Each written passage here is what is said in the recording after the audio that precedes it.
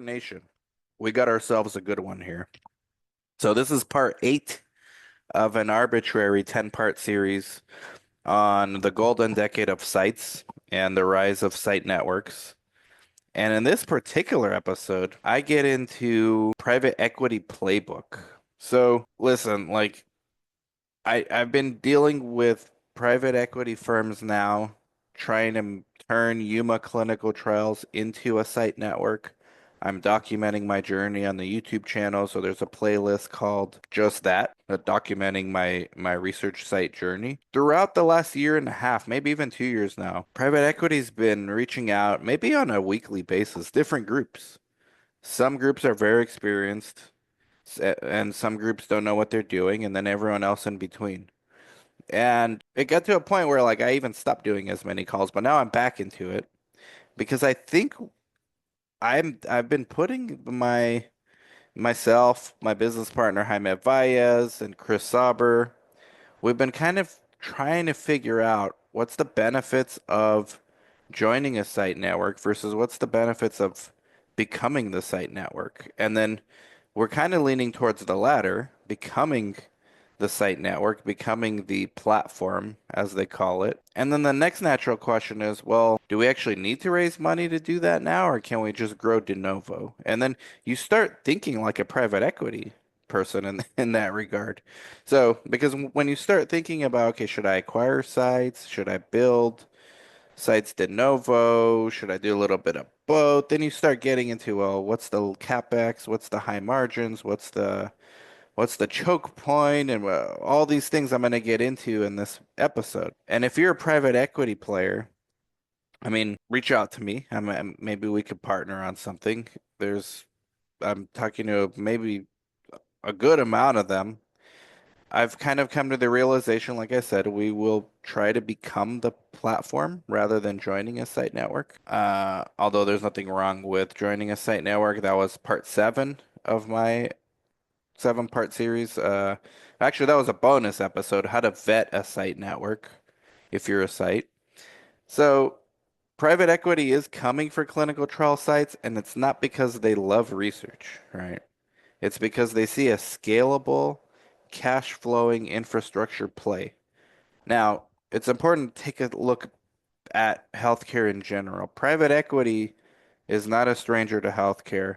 Chances are, if you go in your own neighborhood and you drive around and you see like what seems to be mom and pop clinics, a lot of times they are private equity backed. You just don't even know it because they keep the same branding, same imaging, but the original owners might have partnered with a PE firm or might have sold into a their version of a site network. But there's a lot of that has been happening in the dermatology space and the cardiology space.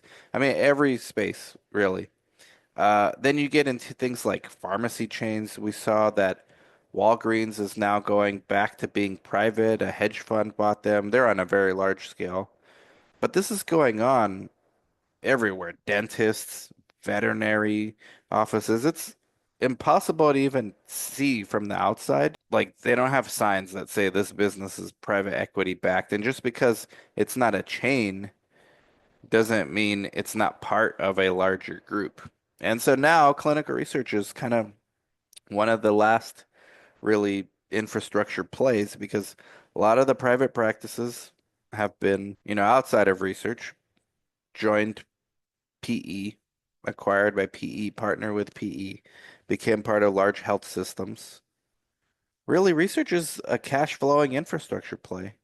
And private equity is in healthcare because of the low capex. So capital expenditures, meaning unless you own an imaging business like MRIs, fibroscans, etc., you don't have a lot of high capital expenditures, right? And at the end of this, I'm going to give a bonus because there is part of a playbook that I feel is optional, but in the right markets could work. And I think the right market might actually be Yuma for imaging.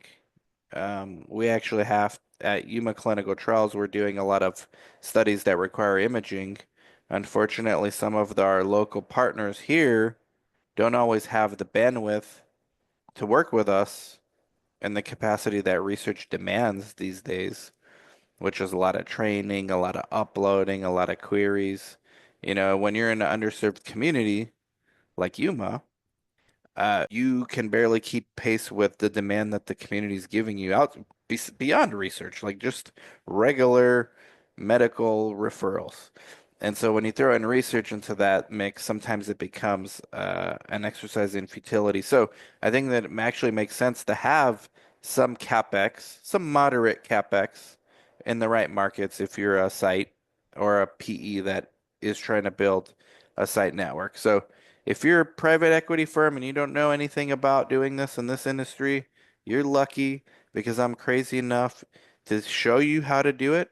I'm crazy enough to let you pick my brain at scale, and all your competitors can theoretically do it too. And I might do this myself with a private equity firm or maybe even solo, but I think at some point, because of that CapEx that I want to talk about at the end, for my particular situation, we might need a PE. And I think with the PE, we can actually do more than just build sites de novo. I think we can acquire subscale sites. So that's the first step, actually.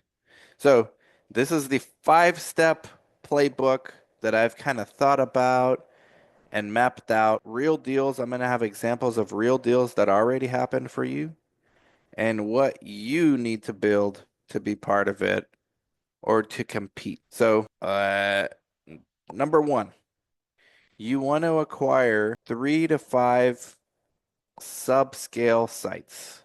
And this is where, like, as a site owner, myself with Chris Sauber and Jaime Valles, we already have 3 sites.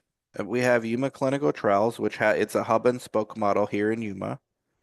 We haven't expanded yet to the local city nearby on the border called San Luis, Arizona. We could do that if we wanted to. We're still building out the infrastructure. We have a potential South Orange County site that we can open de novo, which means bootstrapping it basically. Like there is no site there now, we're gonna build it. And there's another one that Chris manages in San Bernardino, which I don't actually think is gonna be part of this play. But if we wanted to already have 3 sites, we could. Now, this is where if you're another site owner, maybe this is some, like important information for you as well. My buddy Brad Hightower is doing this himself with no private equity, as far as I'm aware. He's just doing it de novo. So he's got his Oklahoma City network of sites because he's plugged into the local health system there. Now he's expanding to Arkansas, and I believe he went public about the fact that he's expanding to Vegas. So he's got the same idea, right? But if you're a private equity, you might want to consider doing this with your first site that you find.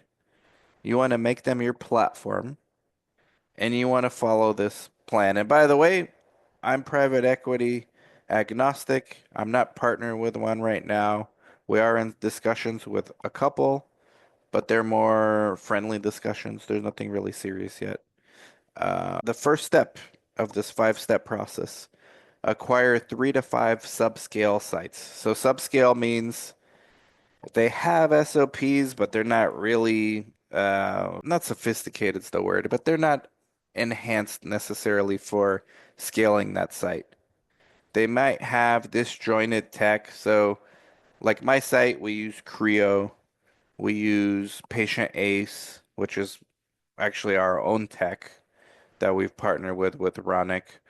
We use Monday.com, which is an off-the-shelf platform for workflow management.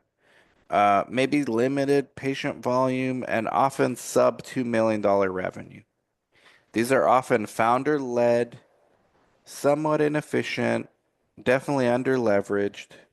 So that's the good news is that they typically don't have debt. And the founder-led is the key employee part, which is a risk for the private equity. So you want to make sure that that first site that you partner with, if you are a private equity firm, the founders are not going anywhere, right? And you want to give them a lot of skin in the game. They're going to have a lot of skin in the game on the back side of the deal. And on the front side, maybe they want a little bit of liquidity, maybe they want a little de-risking and maybe the potential to be able to move on to other markets, other geographic markets. So that's who I would look for if you're a private equity or under 2 million revenue. If I were to do this, again, I'm going de novo, 3 to 5 sites. I don't think for 3 sites I would need a lot of capital. We could bootstrap it. I'm with Brad on this camp. But if I wanted to speed up the process a bit, I would probably want to acquire a site that is around 500,000 in revenue, and ideally they're profiting 60% of that. And so that EBITDA is going to be relatively small. I would probably go 3 to 5x EBITDA because I'm selling that site that I'm having join our network. I'm selling that site on the idea of growing with us. So I think I can get potentially more bang for buck. It's also a riskier strategy because if you go for a $2 million revenue site with, let's say, a million EBITDA or maybe 1.5 EBITDA, you have less risk on the table, more structure at that site. There's probably less dependency on 1 or 2 PIs. There's probably less dependency on 1 or 2 key employees. My own site, Yuma Clinical Trials, is right around a million in revenue last year. I think we have the potential to double it this year or the year, if not this year, the year after. This was like a weird year where we were like in startup mode for half of the year on a bunch of new studies. But that's kind of my thought process here personally. If you're a traditional private equity, you want to find that platform site that you're going to invest in, and I would look for a million EBITDA if I were a private equity firm. If I'm a site, if I'm Dan Sphere, if I'm being myself, I'm doing it solo for a few sites, and then I'm starting to look for 3 to 500 million EBITDA sites.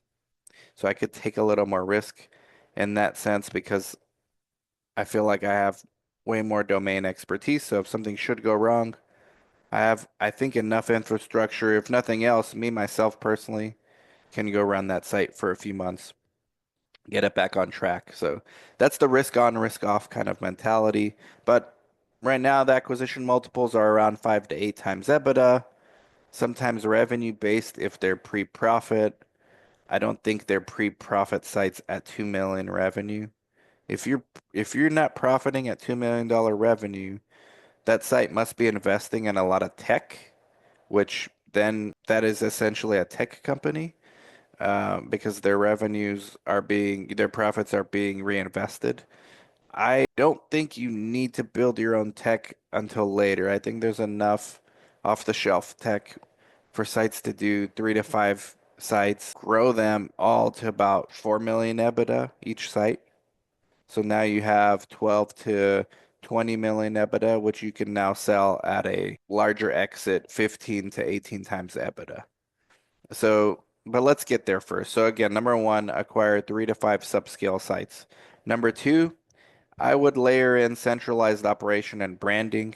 So obviously centralized budgeting, centralized quality assurance, centralized regulatory. So we have at my site right now, we have centralized budgeting. His name is Chris Sauber, and he does our budgeting, but he also does budgeting and contracts for about 85 other sites in our subscription model, where we do consulting for sites to help them get studies. That's a different topic, different story, almost a separate business than our actual site network with Yuma Clinical Trials. But you want to centralize the budgeting, you want to centralize quality assurance. This is the next step that we're trying to do at Yuma Clinical Trials. Currently, we only have one site that has activity, so all the QA has been local, and but now we jumped from like 5 studies to 10 studies this year. And it's going to be hard for our lead CRC to do QA and be a CRC and be in a leadership role at the site. So we're going to have a quality assurance person that, luckily, because we are electronic and we use, again, Creo, Patient Ace, which I'll get to, as well as Monday for our workflow management, we can have this person be remote. And then that's perfect because this person, this remote QA specialist, as we scale, can do more sites remotely. They don't really need to travel unless there's an issue. As we start growing those sites, it becomes more work for than one person can handle, which at least we have a QA department now, which this person who's our first employee at QA will, if they work out well, they'll be the QA head, director of QA. And this is how we plan to grow.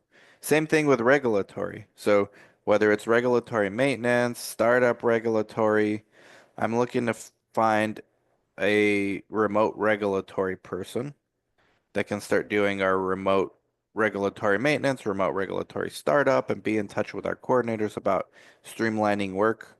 Same thing with feasibilities. I think that initially that this QA person can actually do the regulatory as well.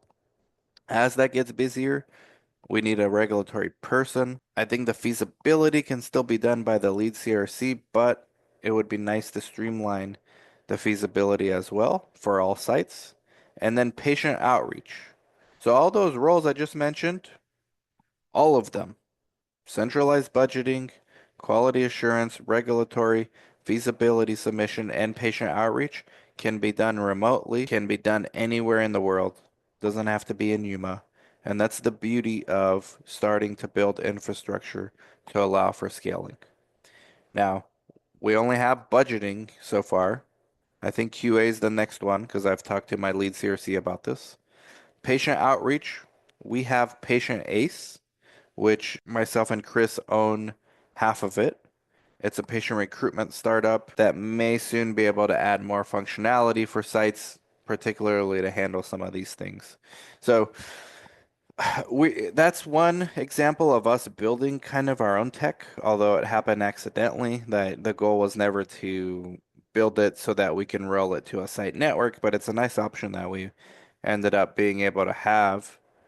And there's other companies we partner with as far as advisors, which we are working on as far as feasibility solutions and things like that. So we do have, as I'm starting to think about this out loud, as we layer in centralized operations and branding, we do have enough of our own tech, even though we're sharing it with other sites. We have enough of a tech presence to be able to pull this off pretty easily. Um, Compared to other PE that would probably have to either build it themselves or just use off-the-shelf solutions. We're already using some of these things. Now, brand unification. So we would let our sites that we grow brand themselves locally. I think it's important. So when we open the Orange County site, it's going to have its own name locally. That would make sense. The Yuma Clinical Trials will have its own name locally, which makes sense.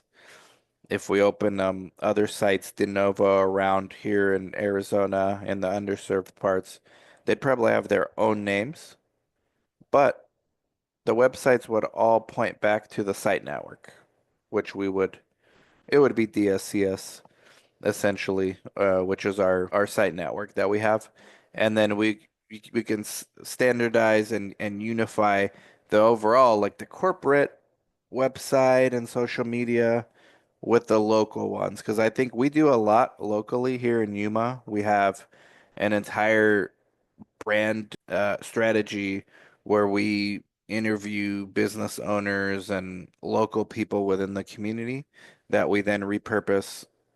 We have a podcast and a YouTube channel, but we repurpose it into our Instagram, which has become important. Instagram and Facebook, which has become important for like shorts and reels and things like that, which those social media algorithms promote more.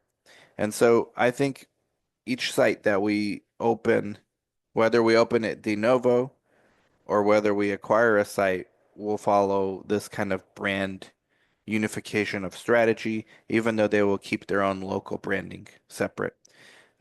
Having consistency across sites, like consistent processes, it's easier for sponsors to trust and scale trials. So again, sponsors, more than anything else, they want dependability.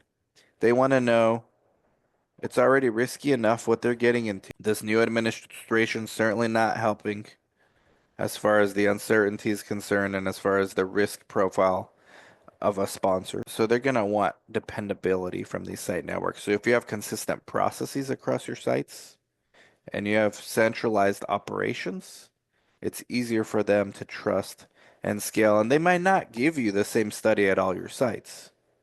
But if you only have 3 sites or 5 sites initially, that's an easier sell than, hey, here's 50 sites. And that's something that you can grow into. Hey, thanks for giving our site in Yuma this study. We also have a site here in this location as well as another one here, and we utilize the same budgeting, QA, patient outreach. Is there a way that we can be considered for those sites as well? It's a little bit easier if we have consistent processes and you have good relationships that you've built with those sponsors, which is what we are already currently doing and have been doing for almost 4 years now. Number three. So again to recap, number one, acquire 3 to 5 subscale sites. Number two, layer in the centralized operations plus the branding. Number three is to standardize the technology and the recruitment infrastructure. So all the sites in the network should be using the same tools, the same CTMS, the same eReg, the same eSource, the same workflows, the same patient recruitment modules. Currently, our stack is Creo for CTMS, eReg, and eSource. Patient Ace for patient recruitment and possibly some other tools from there. And currently Monday for workflow management and project management tracking. That's really it. We don't have any other. We use Inato, who's also a sponsor of this for business development, but we use other tools. We use other means of business development, which I've made an entire video on besides Inato, but Inato is also part of our tech stack, if you will. Now, because we have been doing the local podcasts and the local Instagram, Facebook, and YouTubes, and we know how to repurpose that, I've been talking to our videographer here about how to scale that in other locations. And it's actually not that difficult. It just requires another videographer. And then we already have the infrastructure, which is through him and his firm, on how to repurpose those things and get those rolled out, edited, and distributed at scale. So we have that as well, and that's part of the centralized branding, but also the centralized recruitment when it comes to Patient Ace running the ads and things like that. And then build internal CRC onboarding systems and SOPs. So we have through another DSCS affiliated business, the University of Clinical Research, which is the Clinical Research Coordinator Academy, is a big part of it, as well as the Principal Investigator Academy. So we already have onboarding systems. We use streamlined ways for our staff to get onboarded. And that's not just getting their GCP and their IATA certificates. That's actually getting a 12-week course on how to be a CRC or a 4-week course on how to be a PI that we automatically give to anyone who is a CRC or a PI that onboards with us. So we already have that standardized here in Yuma, and that'd be easy to roll out to other sites because that's all remote. Those are all businesses born out of COVID, which are all decentralized and remote. So that's number three. So let's go recap again real quick. Number one, acquire 3 to 5 subscale sites. Number two, layer in centralized operations plus branding. And number three is standardized technology plus that recruitment infrastructure, which we are discussing with Patient Ace. I think Patient Ace, pretty soon, we're going to have Ronick come out because this is something that we've built. Rodnick's built to scratch his own itch. We started using it with Yuma Clinical Trials, and then other sites started wanting to use it.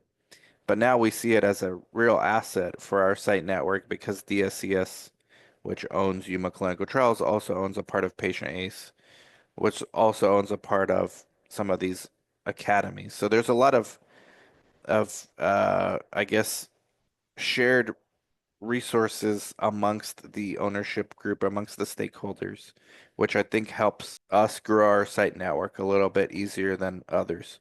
Now, the goal is, like I said, get each of those 3 to 5 sites, get each of them to somewhere. I said 4 million, that's like on the high end, but get each of those sites to 2 to 4 million in EBITDA. So if you have, let's go with 3 million as the average.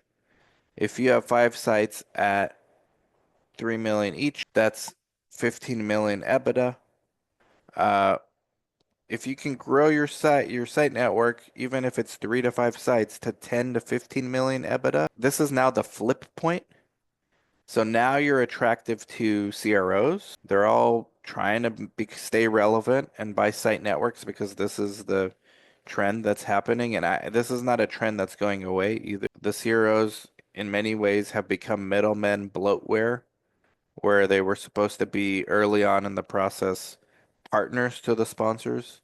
They have kind of moved away from that for their own interests. They've grown their businesses tremendously, but now the tech is enabling the sponsors to take more control over their studies, which I've covered in this 10-part series. Maybe I think it's part two, I believe. Just go back and look.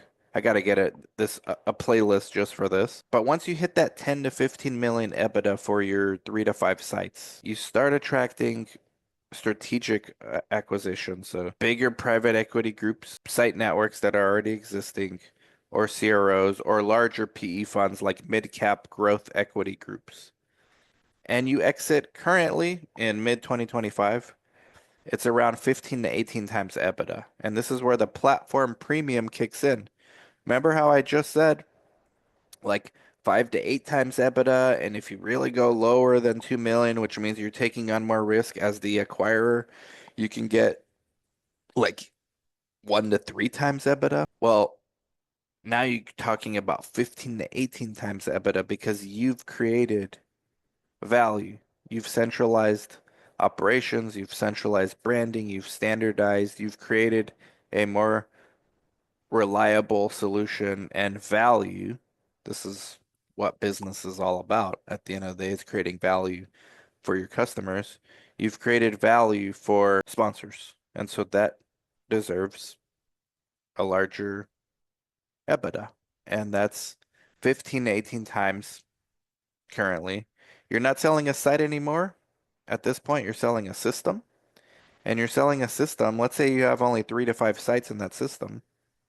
Somebody with more money comes in, maybe somebody that already has 10 more sites somewhere else, they become part of the merger and they use the best parts of that system to just further that value. There's still a lot of market liquidity out there. I think this next decade is going to show a lot of this stuff uh, going forward. Now, there's already like 3 examples, recent real world private equity backed deals.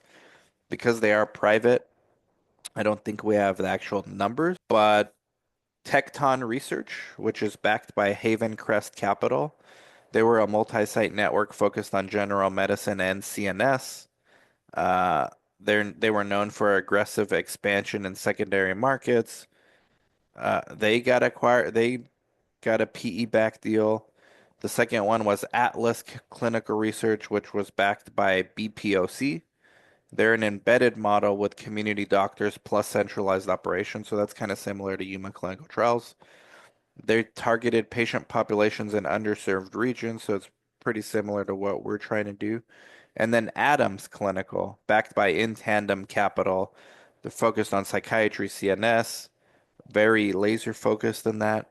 And they invested in dedicated site model plus high performance recruitment. So these are 3 different types of sites that are recent real world PE back deals.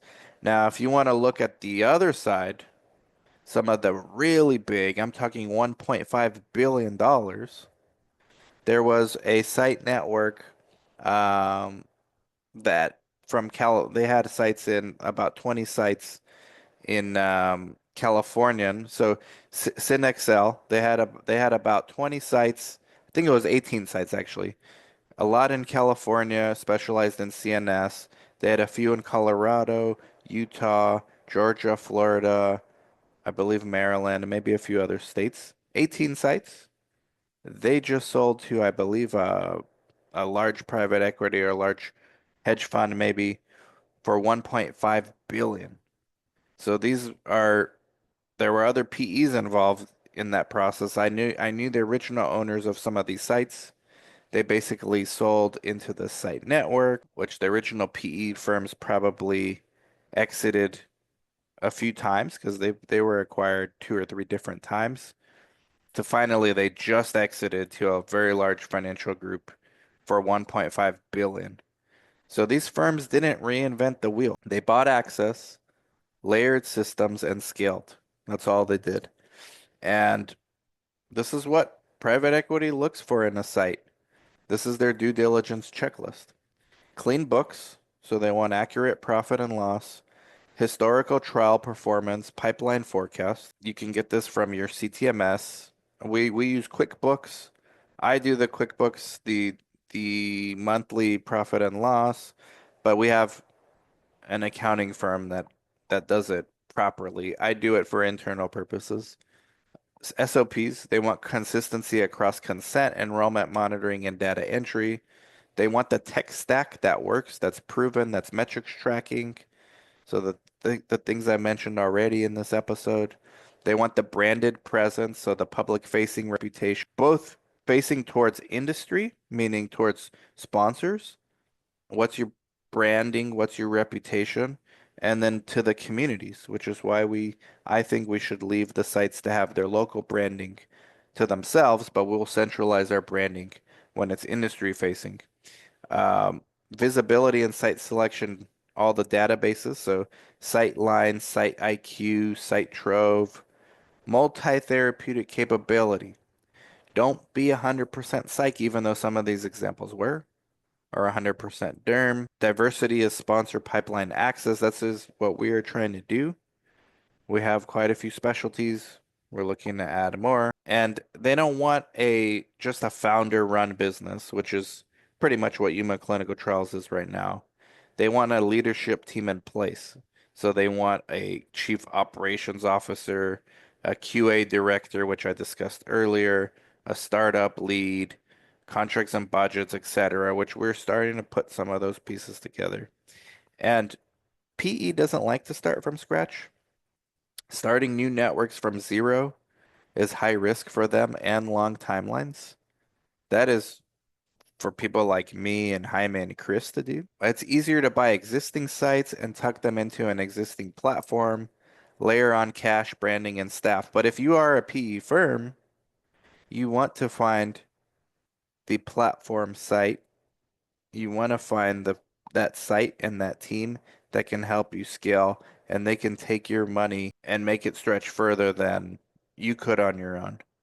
And this is not a meant to be a brochure for our site, but this is what we do. This is how we think about it too. And clinical research is relationship based at the end of the day. So sponsors trust sites with proven enrollment history. Private equity basically wants a shortcut to feasibility list, diversity capabilities, and speed to first patient in. PE doesn't want to be your partner. They want to be your buyer. And if you're a site, you want to consider ways to position your site for PE interest. That means cleaning your books. That means invest in training. That means centralize your recruitment. That means build a dashboard. That means create repeatable systems. Make yourself boring and predictable. And choose your geographic targets strategically. Focus on density. 3 to 5 sites within driving distance is a shared staff. So I was saying we have our site in Yuma. We have the potential to do one about 45-minute drive away in San Luis, Arizona. We have another potential to do one in other parts of Arizona.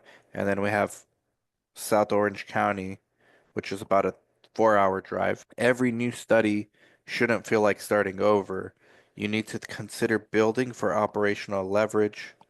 You want to mix the de novo, which is starting a site brand new, and mergers and acquisitions. So maybe find a site that you can buy, spin up 2 new ones nearby, figure out creative ways to do it. CROs and sponsors are watching as well. So Icon, IQVIA, PPD, they're now buying or building site networks themselves.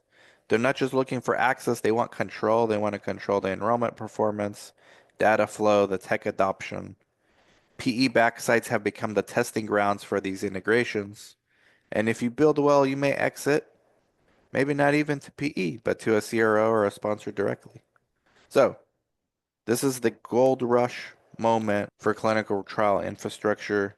You don't need to be the biggest. You don't even need to be the most organized, but you do have to figure out ways to create value for the sponsors and build a platform or be acquired by one. If you're thinking about your site's future, or if you're a private equity firm yourself that's new to research, whether it's about growth, acquisition, or transition, reach out to me. You know where to find me. Like, subscribe, comment, share. I'll be documenting the journey. Bye bye.